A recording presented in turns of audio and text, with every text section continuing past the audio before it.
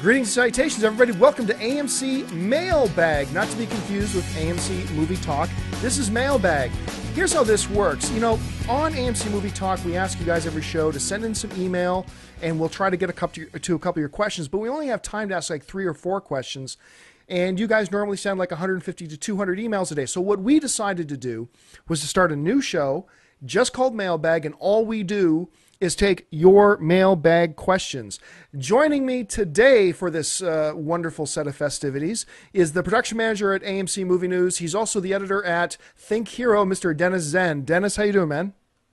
Doing well. Kings lost today, which wasn't that great, but otherwise everything's going good. How are you? I'm a little bit under the weather. I won't lie. I'm a little sick. I just got back from Vegas. I went to Vegas for a few days, as I do every year, to play a little bit in the World Series of Poker. And I'll probably go back again for a day or two by the end of the month, by the time it all wraps up. But I got to tell you about this. So, you know how AMC Movie Talk the other day, I mentioned that one of my only real fears about Man of Steel is the upcoming, it was the fact that with all the action that we see in the trailers and all that kind of stuff, that my one fear was that all this action we're seeing in the trailers was just going to be in the last 10 minutes. And it wouldn't be balanced out, you know. Well, I had a friend of mine who's a producer, and he, I guess, saw Man of Steel last night, and he emailed me, and he said, "Don't worry about it, not a problem." So I'm pretty jacked. I'm pretty jacked up.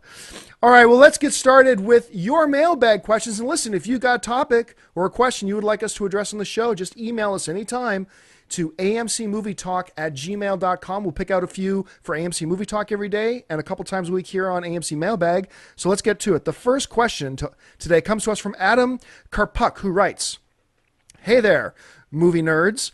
Homeboy from Hamilton. Hey, how you doing? Hamilton, Ontario, for those of you who don't know, up in Canada, is my hometown. I still call it home. Homeboy from Hamilton. Love what is happening in the movie world. My question is, with the Mass Effect movie, will all the characters from the 3 games, most of the main ones, do you think it's going to be like the Expendables and the Avengers, with the characters getting less screen time?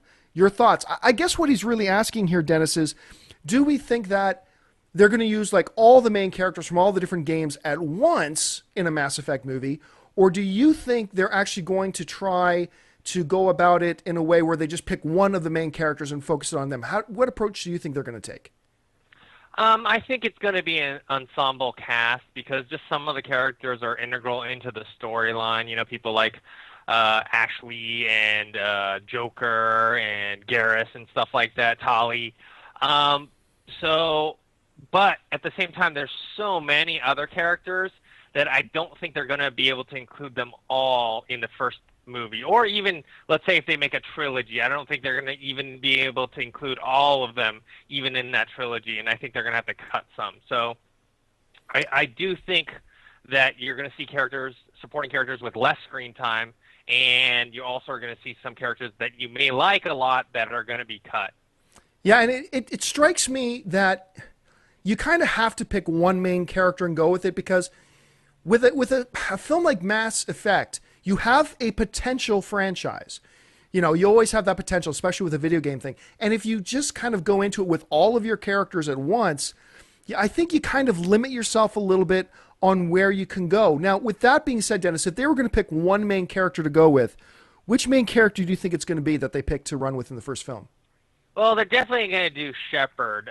Shepard is the main character of Mass Effect, even though there's a great supporting cast around him, or her if you pick a girl. But they're deciding to pick a male, so immediately, like a character like Caden, who's supposed to be kind of like the main love interest for the female Shepard, they're going to axe that character completely. And I feel like the other characters will be around, but we're not going to get to know them as well as Shepard. It's not like a team thing, kind of like Avengers. It's more of a Shepard as the main guy, and then these other characters supporting him. All right, let's move on to the next question. The next question comes to us from Michael Vasquez, who writes, "Hey guys, love your show. I like the Jaden Smith Karate Kid movie." Well, you're not alone. I actually like it quite a bit too. I was wondering if they are making a second one. Good question. Here's the thing about that movie. I was not a fan of Jaden Smith.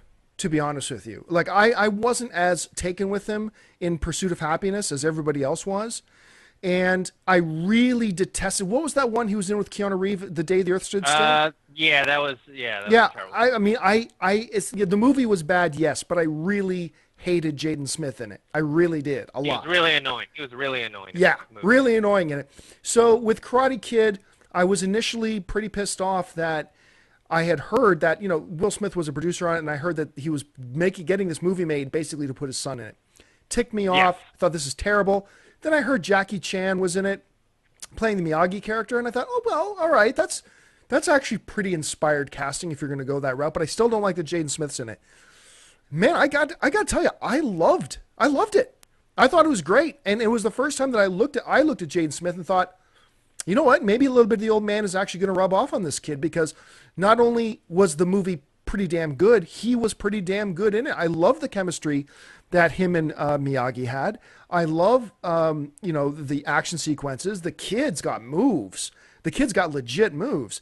So, however, that being said, and I would love to see a sequel to it, I don't think there are any plans to do that. I think they've moved on from it. I think I heard Jackie Chan wasn't interested in coming back to it as well. There was some talk about it, but to the best of my knowledge, and I could be wrong here, but to the best of my knowledge, I do not think they have any plans to do a sequel to The Karate Kid. Dennis, what did you think about the first film, and have you heard anything about them potentially doing a sequel? Yeah, I also was very skeptical about the rebooted Karate Kid with Jaden Smith, like you were, and I was surprised that I actually liked it. I thought it was a little long, but I did like it. I like his chemistry with Jackie Chan.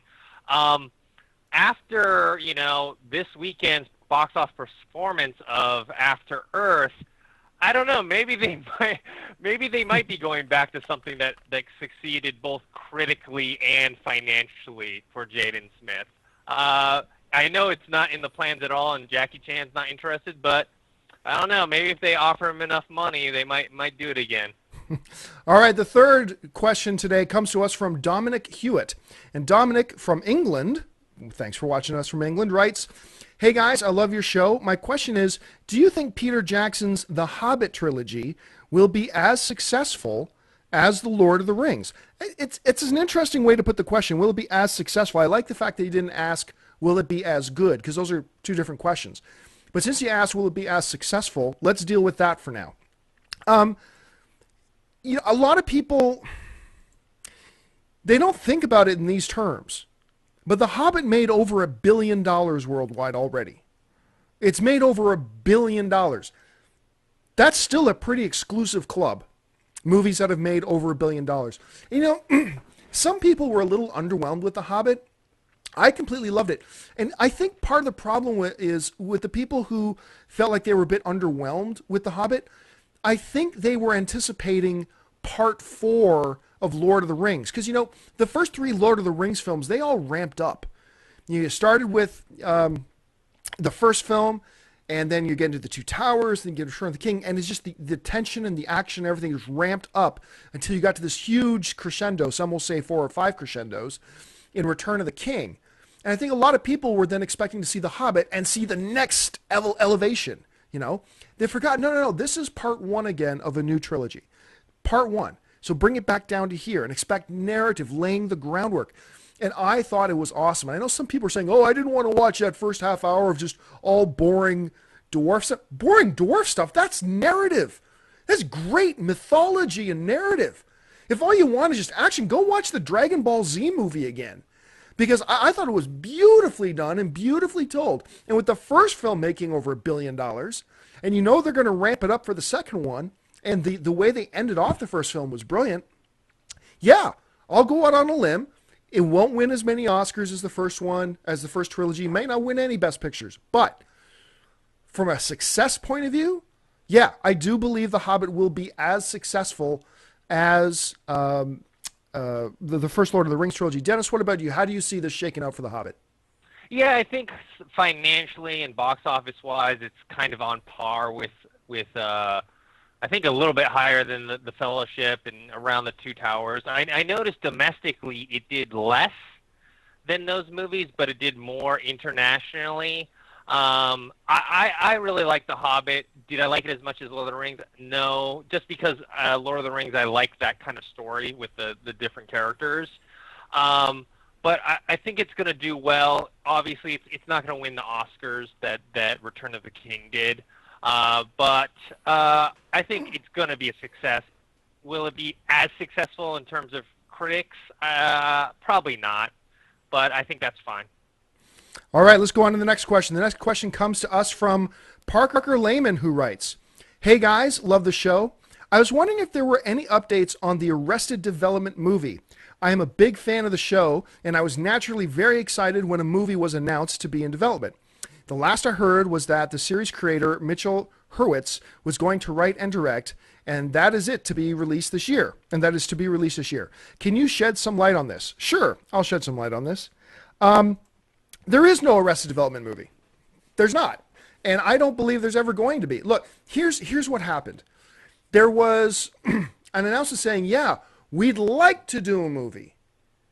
And I've been working on something. One of the creators said, I've been working on something, and we'd like there to be a movie. Yeah, we'd like to do it. And, and everybody jumped up and down and started saying, oh my gosh, it's confirmed. There's an Arrested Development movie. No, there's not. There's not. At this point, no studio has stepped up and said, yep, we'll finance that. None. No studio. Just because somebody who's in a movie says, hey, we'd like to do another one, doesn't mean the studios jump up and down and say, oh, here, take our checks, take our checkbooks, make this movie happen. Doesn't work like that. Look, everybody hates it when I say this, but it's true. As much as I love Arrested Development, I just watched the whole series again on Netflix in preparation for the new season to come out on Netflix. Watched it all again. I love that show. But it went off air for a reason. It got canceled for a reason. And when I bring that up to people, they all say, oh, but John, you're not taking into account how many, millions of more fans it made on DVD and how many millions of more fans it got. Okay, you know what? I heard the exact same thing when Firefly went off air. And, the movie was coming out, and I heard everybody saying, oh, the movie Serenity is going to do so good. Because, yeah, nobody watched Firefly, but it's gained millions of fans on DVD since then. Word of mouth has been huge, and all the conventions, and everybody's going to go out and watch this. And guess what happened? The movie bombed. Serenity did not do well. And that's why we haven't seen any more Firefly or any more Serenity. But look, I know the series creator has said he'd like to do it, he's working on it, and all that kind of stuff. But at this point, no studio has said, yeah, we'll cut a $55 million check for you guys to make this movie. Hasn't happened, and that's the fact. It has not happened. So there is no movie coming. Now, the second question is, could one be coming? It's possible, but I think extremely unlikely. Dennis, your thoughts. Do you think we're going to see ever an Arrested Development movie? I don't think we're going to see one in the theater. Maybe they'll make like a made-for-Netflix movie at some point. But I'm going to take a different approach to this. The question I ask is, why do we need an Arrested Development movie? Great question. It's not a television series that screams out to be made for a 2-hour-long thing that you see in the theaters. I just don't understand why people are clamoring for it, because you just got a whole season. Like, it rose from the grave already to get a whole brand new season on Netflix. So you should be happy with that, and you should hope for maybe another season. I just don't see where a big budget for Arrested Development is going to make it like any better or anything like that, or even need to see this really like on the big screen. There are certain other TV shows that maybe warrant more for like a big screen adaptation, where maybe a bigger budget, some better special effects, better visual effects, or something like that helps it out. I just don't see it helping Arrested Development out at all. And it should be mentioned, too, that at this point, there have been a lot of mixed reviews. Now, I haven't watched the new season yet myself. I have not seen it yet myself. But I'm reading a lot of mixed reviews. A lot of, hey, there's parts of this that are awesome and parts of it that are really not so awesome. So I don't know if that's going to help the cause very much in trying to get, another film made. So, all right. The next question comes to us from Adam. And Adam Aranda, I think it is, writes, hey guys, I want to throw out a hypothetical at you for a Justice League of America movie. Okay? What do you think of the idea of them starting a JLA movie from the start? Aside from Superman, no other origin movies, just play it as the team is already created. The characters have been around for so long that I think a lot of the people have somewhat of an idea as to their creation. So, you play this first movie as if it's a JLA sequel. What do you think, or is this too bold of an idea? This is actually something I've been a proponent of and encouraging for a long time. I've been saying, look, for a Justice League of America, you need to do it in reverse from what Avengers did. You don't start with each individual piece because a lot of the individual pieces I don't think the general public care about. So you start with Justice League to get the general public to care about them, and you carry it on the strength of your big names, of your Batman and your Superman. And it sounds like Superman's name is going to be bigger than ever now because apparently Man of Steel rocks, and I can't wait to see it. I got to throw that in every time. But you do it that way. Start with Justice League of America. Don't worry about origin stories. I think, now you're talking about starting Justice League as if the team is already assembled. That's an interesting concept.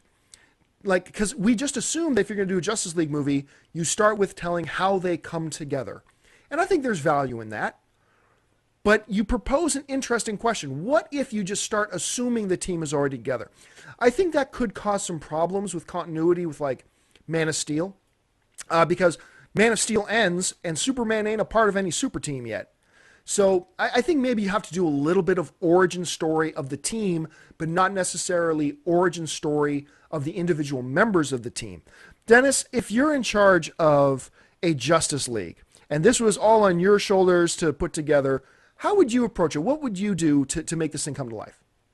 Yeah, I would definitely go with the origin, not of the characters, but of how the team is assembled. I think starting a whole movie and franchise off like that with characters that people haven't seen before and just plopping them right in the middle of it, like the team's already assembled and they're already doing stuff, I don't think that's a good way to introduce the whole concept to fans.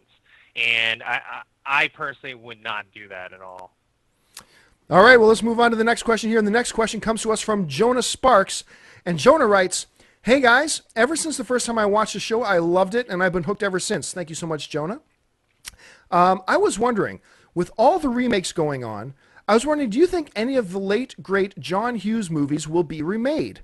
I, for one, would be interested if we could get a modern-aged Brat Pack. Interesting question. Dennis, you got any particular favorite John Hughes movies that you think would be good for a remake? I don't know about good for a remake, but I know that, like, certain ones like Ferris Bueller's Day Off or Breakfast Club, I think those two would lend themselves well in a modern retelling. Also, John Hughes wrote like a ton of movies. Yeah. I mean, he's known for directing like 7 or 8 movies, but he wrote like a ton. I mean, even like a movie like Career Opportunities that nobody saw, but I saw in the theaters, which I love too. I mean, it's really cheesy, like early 90s type of movie. Something like that, they could do a modern twist on that as well. So I do foresee them either remaking the ones that he has already done or taking the same idea and maybe just kind of changing the name and then applying a modern take on it. One that I think would do really well as a reboot, and is also like one of my all-time favorite John Hughes movies, is the film Planes, Trains, and Automobiles. That, of course, with the late, great John Candy.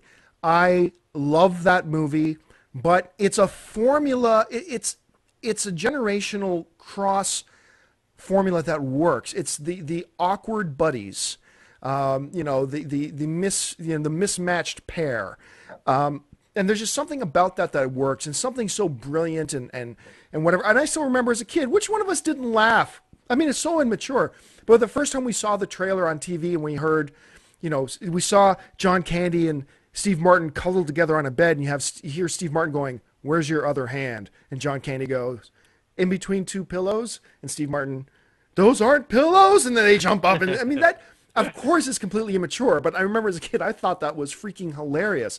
I thought it was absolutely brilliant. And I absolutely love that film. And I think it's one that really does lend itself to being remade. Now, another one And I'm glad, Dennis, that you brought up that whole notion about the fact that, Hughes didn't just direct a lot of great films. He also wrote a lot of great films, and he produced a lot of great films. And one of the ones that I really loved is this one with Ed O'Neill from Married with Children and Modern Family.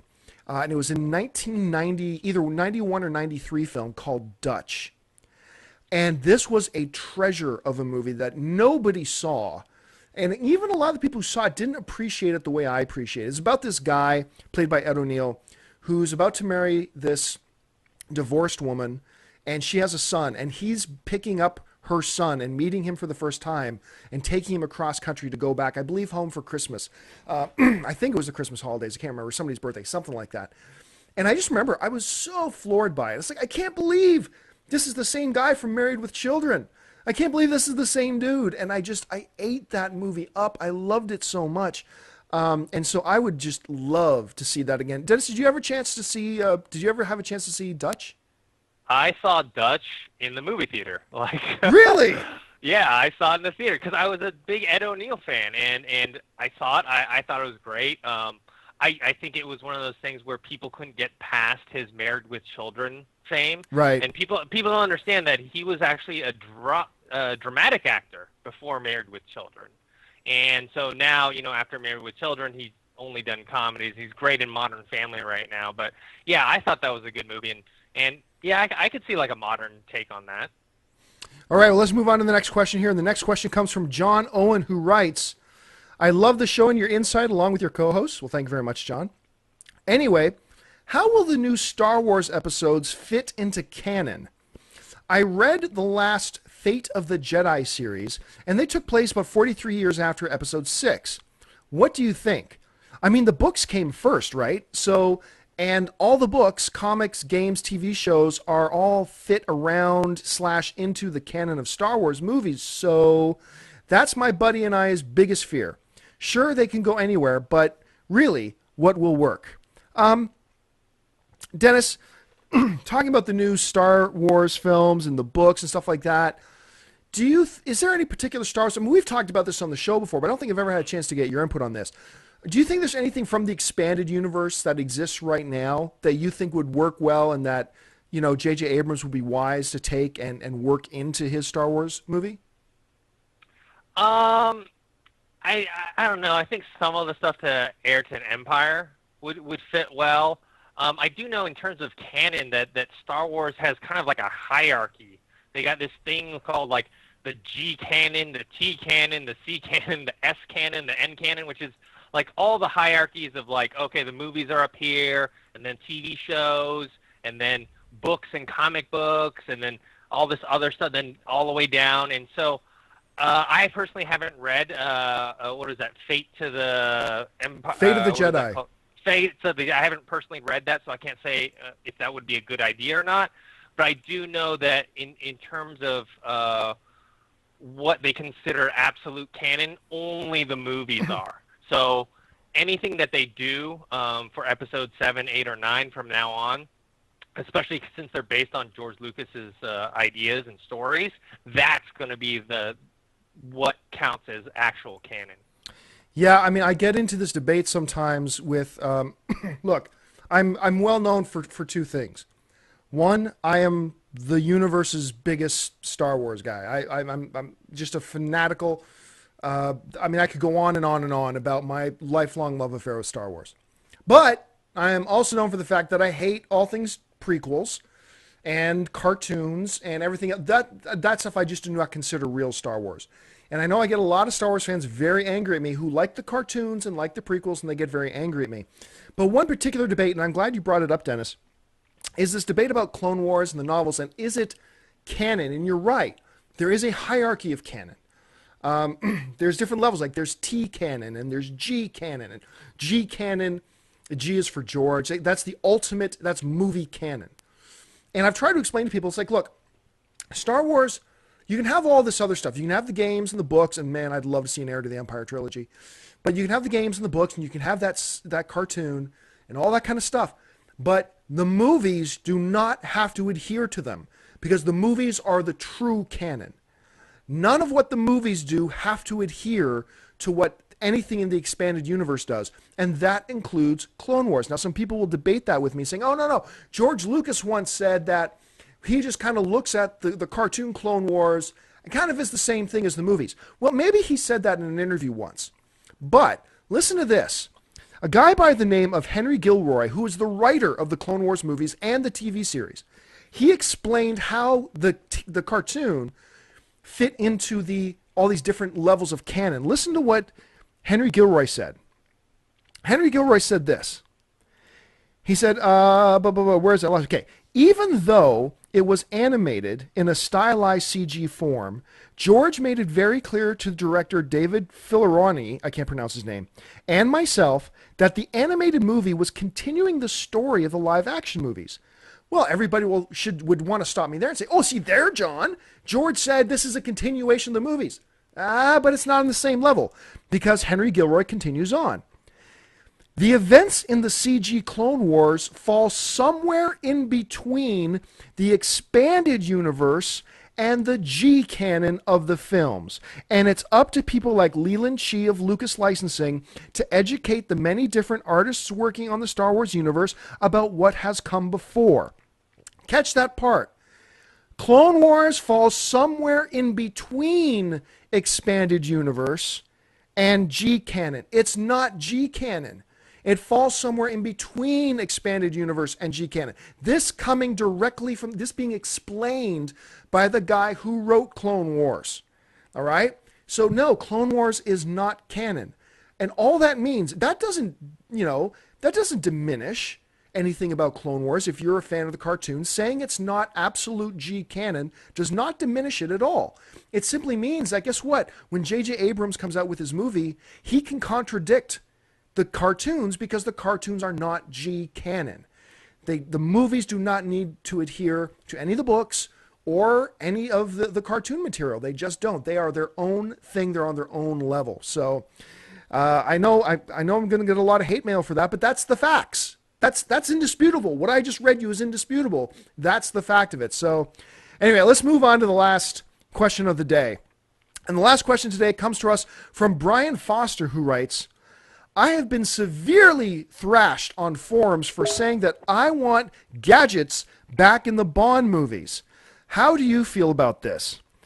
Dennis, if you're looking at Bond and you're a producer of Bond, how do you work more gadgets, or do you even want more gadgets, the old style gadgets of Bond films, work back into the current Bond franchise? How would you do it? Personally, I would probably stay away from them just because this new Bond is kind of like a more modern, post-born identity Bond, you know? They kind of want to make him more realistic, make him more tough. And if you notice in the last movie, he got like 2 gadgets. One was like a gun that had his fingerprint like sensor on it so that only he could fire it, and he had the little radio thing that he could call in backup for, and that was it. And that was fine. I mean, would it be nice to see some gadgets? Yeah, but if you don't make them realistic and you make them really, really silly, I don't think that fits into what's been working for this particular Bond, this Daniel Craig Bond. Yeah, I mean, I'm a big fan of the Bond gadgets and, Q, and I love John Cleese's Q. I'm not as much as I really like Skyfall, I'm not a fan of the new Q they have, the younger guy. I really wish they could have figured out a way to bring John Cleese back. I thought that would have been great. I am a fan of the gadgets. But unlike the old Sean Connery and Roger Moore Bond films, it's hard to stretch the imagination today. I mean, because the thing is with the gadgets they would do in Bonds with Roger Moore and Sean Connery, that would like blow your mind because nothing like that exists. Of course you can't have it. Well, today, just about anything you can give Daniel Craig's Bond is realistic. Yeah, there must be a way to do that. Like a watch that, phone calls people. Well, guess what? There are actually things that do that. A pen that can do this. Well, guess what? That probably happens. So as writers, you probably have to really stretch your imagination to what would blow people's minds as a cool gadget that Bond could use. And I think Dennis is right. You then risk getting into some silly territory. And you got to be careful. Plus, there's a new tone to the new Bond. It's a little more serious. It's a little more gritty. So I think that's part of the reason why maybe John Cleese isn't there anymore. I'm not saying that's a fact. I'm just speculating a bit. So it's difficult to do, but I am with you, sir. I am with you, Brian. I want them to figure out a way to bring in more gadgets, but without, as Dennis was pointing out, getting into the area of getting too silly. Well, listen, folks, that'll do it for us. We've run out of time. Thank you so much for joining us. Listen, do us a favor. If you want to support us, we don't need you to send in money or anything like that. Do us a favor and just click that thumbs up button to say that you like the video. And while you're at it, click the subscribe button. Become a subscriber to our AMC Movie News YouTube channel. It'll keep you up to date on everything going on in the world of movie news, and of course our daily AMC Movie Talk Show and our new AMC Mailbag Show that we do a couple times a week. That would be awesome if you could do that for us. And listen, going out and see a movie tonight.